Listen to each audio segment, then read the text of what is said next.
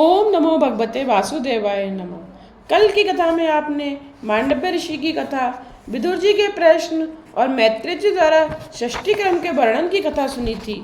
इसके साथ ही साथ कश्यप ऋषि और द्वितीय की कथा का भी श्रवण किया था। आज की कथा में हम जय विजय को सनकादि के साथ की कथा का श्रवण करेंगे। साथ ही साथ हिरण्यकशिपु और हिरण्याक्ष के जन्म की कथा भी सुनेंगे और किस प्रकार हिरण्याक्ष के साथ बराह भगवान के युद्ध में हिरण्याक्ष का वध हुआ था। भगवान के राजमहल के 7वें द्वार पर जीव को जय और विजय रोकते हैं। जय विजय का अर्थ है कीर्ति और प्रतिष्ठा। कीर्ति और प्रतिष्ठा का मोह मनुष्य नहीं छोड़ सकता। वह घर का नाम तो रखता है अशोक निवास, किंतु वह अशोक भाई कब तक उसमें बने रहेंगे। घर को ठाकुर जी का नाम दो, घर पर भी नाम है और कथा में बैठने के लिए रखे हुए आसन पर भी नाम है। घर और आसन पर लिखे हुए ये नाम कितने दिन तक रह पाएंगे। घर का मोह छूटता है किंतु प्रतिष्ठा का मोह नहीं छूट पाता। शिष्य कुछ प्रशंसा कर देते हैं तो गुरु मानने लगता है कि वह ब्रह्मा रूप हो गया। सो सेवा स्मरण की वह धीरे धीरे उपेक्षा करने लगता है और वह पतित हो जाता है। मनुष्य का मन नाम रूप में फंसा हुआ है। नाम और रूप का मोह जब तक ना छूट पाए तब तक भक्ति नहीं हो सकती। मन श्री कृष्ण के रूप में फंस जाए तभी मुक्ति मिलती है। प्रतिष्ठा का मोह आया नहीं कि भगवान के द्वार पर से ही वापस लौट जाना पड़ता है। क्रोध करने से संत कुमारों को प्रभु के 7वें द्वार पर से लौटना पड़ा, किंतु उनका क्रोध सात्विक था। वे द्वारपाल भगवान के दर्शन में बाधा उपस्थित कर रहे थे, अतः वे क्रोधित हुए। अतः भगवान अनुग्रह करके द्वार पर आए और संत कुमारों को दर्शन दिया, किंतु वे भगवान के राजमहल में तो प्रवेश पा ही न सके। महाप्रभु ने इस चरित्र की समाप्ति करते हुए कहा है, ज्ञानी के लिए ज्ञान मार्ग में अभिमान विघ्न करता है। अभिमान के मूल में यही क्रोध है। कुछ अज्ञान अवस्था में करते हैं तो कुछ लोग ज्ञानी होकर अभिमान बस होकर करते हैं। ब्राह्मण को शिक्षा न मिले तो वह अज्ञानी रहता है और शिक्षा कुछ अधिक पाले तो कभी कभी अभिमानी होकर भी मरता है। कर्म मार्ग में विघ्न करता काम है। कश्यप और दिति के मार्ग में काम ने ही बाधा डाली थी। काम से कर्म का नाश होता है। भक्ति मार्ग में लोभ बाधक बनता है। लोभ भक्ति का नाश करता है। ज्ञान मार्ग में क्रोध विघ्न करता है। संत कुमार के मार्ग में क्रोध ने ही बाधा डाली। क्रोध से ज्ञान का नाश होता है। देह दृष्टि से काम उत्पन्न होता है। ज्ञानी के मार्ग में काम बाधा नहीं डालता, किंतु क्रोध बाधा डालता है। इन तीनों के कारण पुण्य का क्षय होता है। विवेक से काम नष्ट होता है, किंतु क्रोध को नष्ट करना कठिन है। एकनाथ जी महाराज ने भावार्थ रामायण में लिखा है कि कामी और लोभी को कुछ ना कुछ तात्कालिक लाभ हो सकता है, किंतु क्रोध करने वाले को कभी कुछ भी लाभ नहीं हो सकता। इतना ही नहीं, उसके पुण्य का क्षय भी हो जाता है। भक्ति मार्ग में लोभ विघ्न रूप है। मनुष्य भगवान के लिए अथवा दान देने के लिए घटिया से घटिया वस्तुओं का उपयोग करता है। पुत्र के लिए कपड़े बनवाने हो तो 7 या 17 रुपये मीटर वाला कपड़ा ले आता है, और ठाकुर जी के वस्त्र श्रृंगार बनवाने हो तो 2-3 रुपये मीटर वाला कपड़ा ढूंढता है। एक गृहस्थ बाजार में ठाकुर जी के लिए फूल लेने जाता है। माली कहता है कि गुलाब के फूल की कीमत 4 आना है, तो ग्राहक कहता है कि कनेर का फूल ही दे दो, क्योंकि मेरे भगवान तो भावना के भूखे हैं। किंतु जब पत्नी कहती है कि मेरे लिए एक अच्छी सी बेड़ी गजरा लगाने के लिए ले आओ, तो बहुत सा खर्च करके भी वह अच्छी मनपसंद बेड़ी ले आता है। सत्यनारायण की कथा करानी हो तो वह 200 रुपये का पीताम्बर पहन कर बैठता है, और जब ठाकुर जी को वस्त्र प्रदान करने का प्रसंग आता है तो वह कहता है कि कलावा कहाँ है, वही लाओ। भगवान कहते हैं कि बेटे, मैं सब समझता हूँ, मैं भी तुझे एक दिन लंगोटी ही पहनाऊंगा। मैंने तेरी लंगोटी के लिए डोरी रख छोड़ी है। ऐसा नहीं करना चाहिए। भगवान को उत्तमोत्तम वस्तु अर्पित करो। जमुना दास भक्त का एक दृष्टांत है। एक बार वे ठाकुर जी के लिए फूल लेने के लिए बाजार निकले। माली की दुकान पर एक अच्छा सा कमल देखा। उन्होंने सोचा कि आज अपने ठाकुर जी के लिए यही सुंदर कमल ले जाऊं। उसी समय वहाँ एक यवन राज आया जो कि वैश्या के लिए फूल लेना चाहता था। जमुनादास भक्त ने कहा, उस कमल फूल की कीमत पूछी तो माली ने कहा 5 रुपए है इसकी कीमत। तो यवनराज ने बीच में ही कह दिया कि मैं इस फूल के 10 रुपए दूंगा, तू यह फूल मुझे ही दे दे।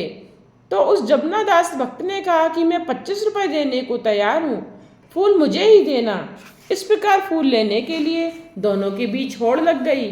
यवनराज ने 10,000 की बोली लगाई और भक्त जमुनादास ने कहा कि 1 लाख। वैश्या के लिए यवनराज को कोई वैसा सच्चा प्रेमी नहीं था, केवल मोह था। उसने सोचा कि मेरे पास लाख रुपए होंगे तो कोई दूसरी स्त्री भी मिल ही जाएगी। पर उधर जमुनादास भक्त के लिए तो ठाकुर जी सर्वस्व थे। उसका प्रभु प्रेम सच्चा था, शुद्ध था। उन्होंने अपनी सारी संपत्ति बेच दी और लाख रुपए में वह कमल फूल खरीदकर श्रीनाथ जी की सेवा में अर्पित कर दिया। फूल अर्पित करते ही श्रीनाथ जी के सिर से मुकुट नीचे गिर गया।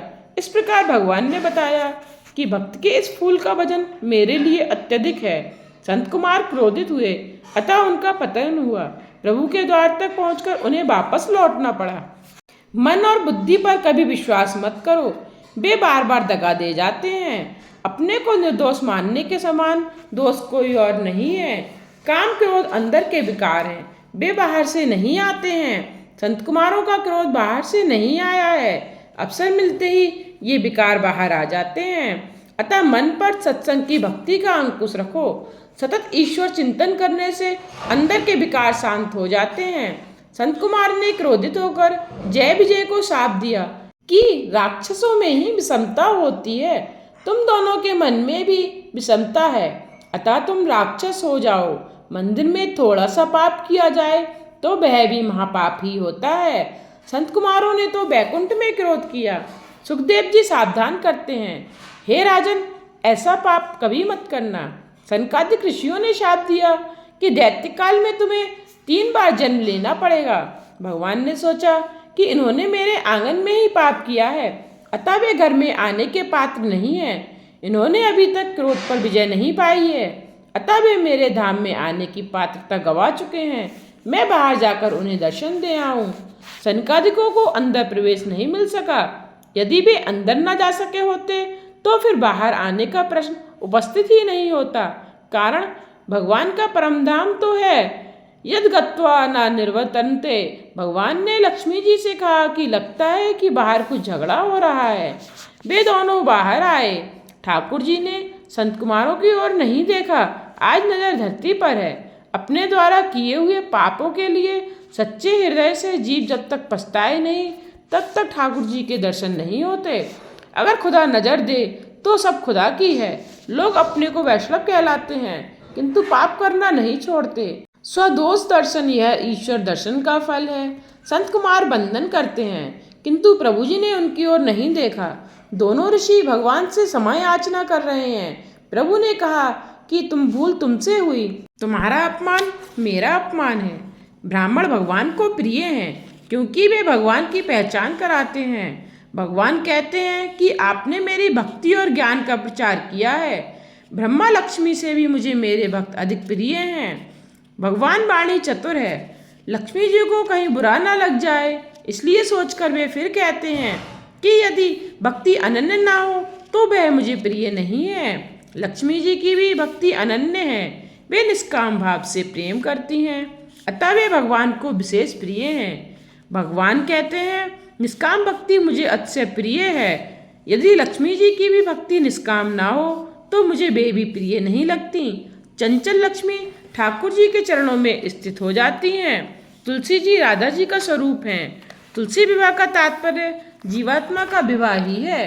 सनकादि सोच रहे हैं कि हमारी प्रशंसा तो बहुत की जा रही है किंतु हमें धाम के अंदर तो बुलाते ही नहीं है।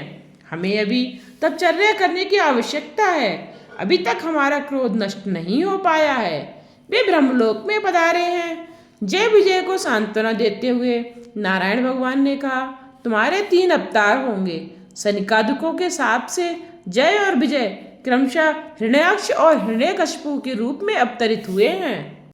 सुखदेव जी वर्णन करते हैं, दिति के घर में जय विजय आए। 2 बालकों का जन्म हुआ। उनका नाम हिरण्याक्ष और हिरण्यकशिपु रखा गया। असमय में किए गए काम उपभोग के कारण दिति कश्यप के यहाँ राक्षसों का जन्म हुआ, अतः काम के अधीन मत हो। एकादशी, द्वादशी, पूर्णिमा, अमावस्या, जन्मतिथि आदि दिवसों में ब्रह्मचर्य का पालन करो। महाप्रभु जी ने इस चरित्र के अंत में कश्यप के सिर पर 3 दोष आरोपित किए हैं: कर्म त्याग, मौन त्याग और स्थान त्याग। हिरण्याक्ष और हिरण्यकशिपु रोज 4-4 हाथ भर बढ़ते थे। यदि सचमुच में ऐसा ही होने लगे तो माता पिता की दुर्गति की कल्पना कर सकते हैं, और मुसीबत को नजरअंदाज कर भी दें तो रोज रोज कपड़े छोटे पड़ने लगे। किंतु यह तो भागवत की समाधि भाषा है। भागवत में समाधि भाषा ही मुख्य है तथा लौकिक भाषा गौड़ है। इसमें लोभ का स्वरूप बताया गया है। 4-4 हाथ भर रोज बढ़ते थे, अर्थात लोभ रोज रोज बढ़ता ही जाता है। लाभ से लोभ बढ़ता है, बिना प्रभु कृपा से लोभ का अंत नहीं होता। वृद्धावस्था में शरीर के जीर्ण हो जाने के कारण काम तो मर जाता है, किंतु लोभ का नाश नहीं हो पाता। लाभ से लोभ और लोभ से पाप बढ़ता है। पाप के बढ़ने से धरती रसातल में जाती है। धरती माने मानव समाज दुखी रूपी रसातल में डूब जाता है। हिरण्याक्ष का अर्थ है संग्रह वृत्ति और हिरण्यकशिपु का अर्थ है भोग वृत्ति। हिरण्याक्ष ने बहुत कुछ एकत्रित किया और हिरण्यकशिपु ने बहुत कुछ उपभोग किया। भोग बढ़ता है तो भोग के बढ़ने से पाप बढ़ता है। जब से लोग मानने लगे हैं कि रुपए पैसे से ही सुख मिलता है, तब से जगत में पाप बहुत बढ़ गया है। केवल धन से सुख मिलता हो ऐसी बात नहीं है। हिरण्याक्ष और हिरण्यकशिपु के संहार के लिए भगवान ने क्रमशः वराह और नरसिंह अवतार धारण किया था। हिरण्याक्ष और हिरण्यकशिपु लोभ के ही अवतार हैं। भगवान ने काम को मारने के लिए एक ही अवतार लिया, अर्थात रावण कुंभकर्ण को संहारने के लिए रामचंद्र जी का अवतार लिया। क्रोध को मारने के लिए शिशुपाल के वध के लिए एक कृष्ण अवतार ही लिया, किंतु लोभ को मारने के लिए 2 अवतार लेने पड़े, वराह और नरसिंह अवतार। काम क्रोध को मारने के लिए एक एक अवतार ही लेना पड़ा, किंतु लोभ को मारने के लिए 2 अवतार लेने पड़े। यही बताता है कि लोभ को पराजित करना बड़ा दुष्कर है। वृद्धावस्था में तो कई लोगों में सयानापन आता है, किंतु जो जवानी में ही सयाना बन जाए वही सच्चा सयाना है। शक्ति के क्षीण होने पर काम को जीतने में कौन सी बड़ी बात है। कोई कहना माने ही नहीं कि यदि बूढ़े का क्रोध मिटे तो उसमें कौन सी अचरज की बात हुई, किंतु यह लोभ तो वृद्धावस्था में भी अंत तक नहीं छूट पाता। लोभ को मारना कठिन है। सत्कर्म में विघ्न करता लोभ है, अतः संतोष के द्वारा उसे मारना चाहिए। लोभ संतोष से ही मरता है, इसलिए संतोष की आदत डालो। लोभ आदि के प्रसार से पृथ्वी दुख रूपी सागर में डूब गई थी, अतः भगवान ने वराह अवतार लेकर उसका उद्धार किया। वराह भगवान संतोष के अवतार हैं। वराह अवतार यज्ञ अवतार है। बर प्लस अह, बर अर्थात श्रेष्ठ और अह का अर्थ है दिवस। कौन सा दिवस श्रेष्ठ है? जिस दिन तुम्हारे हाथों से सत्कर्म हो वही दिन श्रेष्ठ है। श्रेष्ठ कर्म करने से दिवस भी श्रेष्ठ बन जाएगा। जिस कार्य से प्रभु प्रसन्न हो वही सत्कर्म है। सत्कर्म को ही यज्ञ कहते हैं। हिरण्याक्ष सत्कर्म में विघ्न करता है। मनुष्य के हाथों सत्कर्म नहीं होता, क्योंकि उसे लगता है कि प्रभु ने उसे बहुत कुछ दिया है। हिरण्याक्ष लोभ का स्वरूप है। समुद्र में डूबी हुई पृथ्वी को वराह भगवान ने बाहर तो निकाला, किंतु उसे अपने पास नहीं रखा। उन्होंने पृथ्वी मनु को अर्थात मनुष्य को सौंप दी। जो कुछ अपने हाथों में आया उसे औरों को दे दिया। यही संतोष है। वराह भगवान यज्ञ के दृष्टांत रूप हैं। यज्ञ करने से चित्त शुद्धि होती है। लोभ आदि का नाश करके चित्त शुद्धि करनी चाहिए। चित्त शुद्धि होने से कपिल मुनि की अर्थात ब्रह्म विद्या की प्राप्ति होती है। यज्ञ पूर्वक जीवन जियोगे तो ज्ञान मिलेगा। यज्ञ अवतार के बिना मन की शुद्धि नहीं होती, और मन शुद्धि या चित्त शुद्धि के बिना ज्ञान नहीं मिलता, और तब ज्ञान अवतार भी नहीं होता और कपिल देव भी नहीं आते। अज्ञान को दूर करने का काम वराह अवतार बताता है। अज्ञान को दूर करने के लिए विरोध करो। सत्य भाषण भी यज्ञ है। यज्ञ करोगे तो कपिल भगवान की ब्रह्म विद्या बुद्धि में स्थित होगी। कर्म चित्त शुद्धि के लिए है। भक्ति मन की एकाग्रता के लिए है। कर्म, उपासना और ज्ञान तीनों की जीवन में जरूरत है। कर्म से चित्त शुद्धि होने के बाद ब्रह्म जिज्ञासा जागती है। श्री शंकराचार्य जी कहते हैं कि लोग त्वचा की मीमांसा तो बहुत करते हैं, परंतु आत्मा की मीमांसा कोई नहीं करता। हिरण्याक्ष की इच्छा हुई कि स्वर्ग में से संपत्ति ले आऊं। दिन प्रतिदिन उसका लोभ बढ़ता जा रहा था। एक बार वह पाताल गया। वहाँ उसने वरुण से लड़ना चाहा। वरुण ने कहा कि तू बराह नारायण से युद्ध कर। हिरण्याक्ष ने बराह भगवान के पास आकर उनसे कहा कि तू सुअर जैसा है। तो बराह नारायण ने उससे कहा कि तू कुत्ता जैसा है, और बात बढ़ गई। सभी पापों का मूल वाणी है। वाणी दोष होने से वीर दूषित होता है। उच्चार के बिना पाप नहीं होता। पहले मन के द्वारा उच्चारे जाने पर ही पाप होता है। मुष्टि प्रहार करके बराह भगवान ने हिरण्याक्ष का संहार किया और पृथ्वी का राज्य मनु महाराज को सौंप दिया। मनु ने उनसे कहा कि धर्म से पृथ्वी का पालन करना, और वे बद्रीनारायण के स्वरूप में लीन हो गए। मनुष्य मात्र का धर्म है समाज को सुखी करना। यह आदर्श बराह भगवान ने अपने ही आचरण द्वारा मनुष्य को सिखाया था। लोभ को मारने के लिए बराह नारायण के चरणों का आश्रय लो।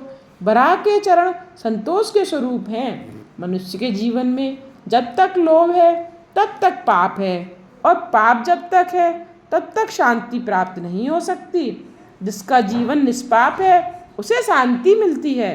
केवल अर्थोपार्जन के लिए ही बुद्धि का उपयोग ना करो, उसका उपयोग ईशोपासना के लिए करो, अन्यथा उस जौहरी जैसी ही तुम्हारी भी दशा होगी।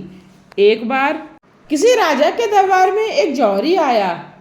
उसके पास एक हीरा था। उस हीरे की कीमत ठहराने के लिए कई जौहरियों को बुलाया गया। सभी ने अलग अलग कीमत बताई। राजा निराश हुआ। इतने में एक वृद्ध जौहरी आया। उसने हीरे की कीमत 99 लाख बताई। तो राजा ने पूछा कि पूरे 1 करोड़ रुपए क्यों नहीं कहा। तो उस वृद्ध जौहरी ने और 100 हीरे मंगवाकर उस हीरे के आसपास रख दिए। तो इस हीरे का तेज 99 हीरों पर पड़ा, किंतु एक पर ना पड़ा। वृद्ध जौहरी ने कहा कि यही कारण है कि मैंने 1 लाख कम कहा। राजा को लगा यह जौहरी कितना बुद्धिमान है। वह बोला, मंत्री जी, इन्हें कुछ पुरस्कार दो। तभी वहाँ बैठे हुए एक महात्मा ने कहा कि इस जौहरी से सिर पर धूल डालो। महात्मा ने ऐसे विचित्र प्रस्ताव का कारण पूछा गया। महात्मा ने कहा, इस जौहरी ने अपनी बुद्धि का उपयोग केवल पत्थरों का विचार करने के लिए ही किया है, ईश्वर का भजन करने के लिए नहीं।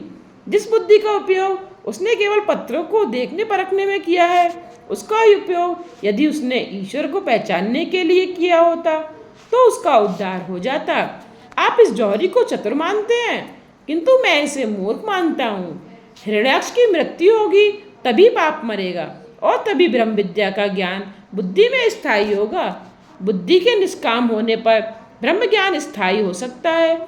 मनुष्य के शरीर में 9 छेद हैं। इनके द्वारा ज्ञान बाहर निकल जाता है। इंद्रियों के द्वारा ज्ञान बाहर ना निकल सके, इसलिए इंद्रियों का विरोध करो और उन्हें प्रभु के मार्ग की ओर मोड़ दो। तृतीय स्कंद में 2 प्रकरण हैं, पूर्व मीमांसा और उत्तर मीमांसा। पूर्व मीमांसा में बराह नारायण के अवतार की बात कही गई है, और उत्तर मीमांसा में कपिल नारायण के चरित्र का वर्णन है। यज्ञ किए बिना कपिल नारायण की विद्या बुद्धि में स्थिर नहीं होती। मन, वचन और काया से किसी को भी पीड़ा न देना, यही यज्ञ है। यज्ञ किए बिना, सत्कर्म के बिना चित्त शुद्धि नहीं होती, और चित्त शुद्धि के बिना ज्ञान टिकता नहीं। सत्कर्म से सभी इंद्रियां शुद्ध होंगी। जिसका मन कलुषित है उसे परमात्मा का अनुभव नहीं हो सकता। मानव शरीर एक गगरी है, इसमें 9 छेद हैं। यदि गगरी छेद वाली हो तो वह कभी भरी नहीं जा सकती। हर एक छेद से ज्ञान बह जाता है। ज्ञान का प्राप्त होना कठिन नहीं है। ज्ञान आता तो है, किंतु वह रह नहीं पाता। विकार वासना के वेग में वह कई बार बह जाता है।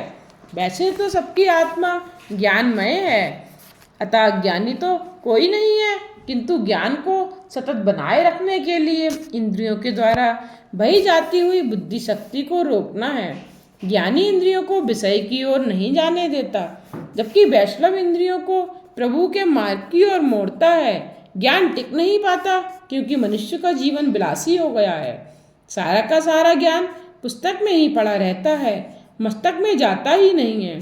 जो पुस्तकों के पीछे दौड़े वह विद्वान है, और जो भक्तिपूर्वक परमात्मा के पीछे दौड़े वह संत है। विद्वान शास्त्र के पीछे दौड़ता है, जबकि शास्त्र संत के पीछे दौड़ते हैं।